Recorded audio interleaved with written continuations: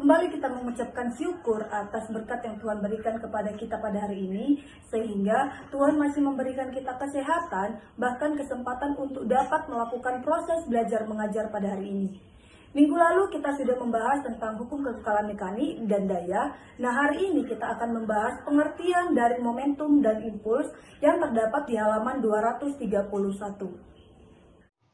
Adapun tujuan pembelajaran pada hari ini adalah yang pertama, mampu mendeskripsikan pengertian impuls dan momentum. Yang kedua, mengaplikasikan rumus dari momentum dan impuls dalam kehidupan sehari-hari. Nah, sekarang kita akan membahas momentum dan impuls. Tapi yang pertama kita bahas adalah momentum. Momentum adalah besaran yang dimiliki oleh benda yang bergerak. Besarnya momentum akan bergantung pada massa dan kecepatan dari benda tersebut. Saat momentum selalu melibatkan setidaknya dua benda, secara matematis momentum dirumuskan sebagai P sama dengan M dikali V, di mana P adalah momentum yang satuannya kilogram meter per sekon, M adalah massa benda satuannya kilogram, dan V adalah kecepatan benda satuannya meter per sekon. Nah, selanjutnya kita akan membahas impuls. Impuls adalah peristiwa di mana suatu benda yang mengalami pergerakan dalam selang waktu yang singkat. Dapat diartikan juga bahwa impuls merupakan hasil kali antara gaya rata-rata dan selang waktu gaya tersebut bekerja. Secara matematis, impuls dirumuskan sebagai berikut. I sama dengan F dikali delta T, di mana I adalah impuls satuannya Newton sekon, F adalah gaya yang satuannya Newton, delta T adalah selisih waktu yang satuannya sekon.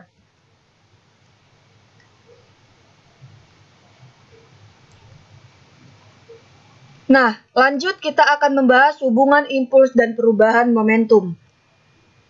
Sebuah benda bermassa M mula-mula bergerak dengan kecepatan V1 dan kemudian pada benda bekerja gaya sebesar F searah kecepatan awal selama delta T dan kecepatan benda menjadi V2. Maka hubungan antara impuls dengan perubahan momentum akan kita ambil dari arah gerak mula-mula sebagai arah positif dengan menggunakan hukum 2 Newton. Jadi F sama dengan M dikali A.